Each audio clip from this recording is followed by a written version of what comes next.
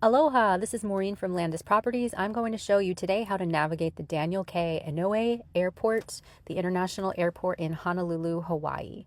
If you are like me and you like to be prepared, I suggest downloading or printing at least looking at a map before you arrive because I found it a little bit confusing, but it was okay because I was in Hawaii, so I was happy to get there early and take my time navigating.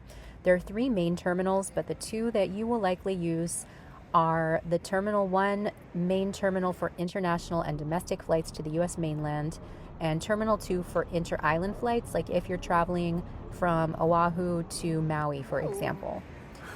Getting to the airport can be done by car or Uber or taking the bus.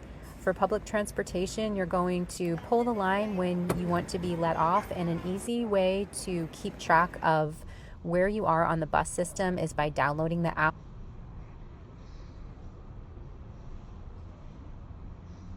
If you are bringing any native plants, if you've forgotten any souvenirs while you're on your trip, the airport has an abundance. There are Chinese, Japanese, and Hawaiian cultural gardens at the airport that you can spend time in. There's also a bronze statue of Daniel K. Inouye, who was the U.S. Senator from Hawaii. The spirit of aloha is still in the airport, and they remind you to embody the spirit of aloha, which is patience and kindness. And I hope that you have a wonderful day. Mahalo. Express your aloha by seeking harmony, being pleasant, humble, and patient.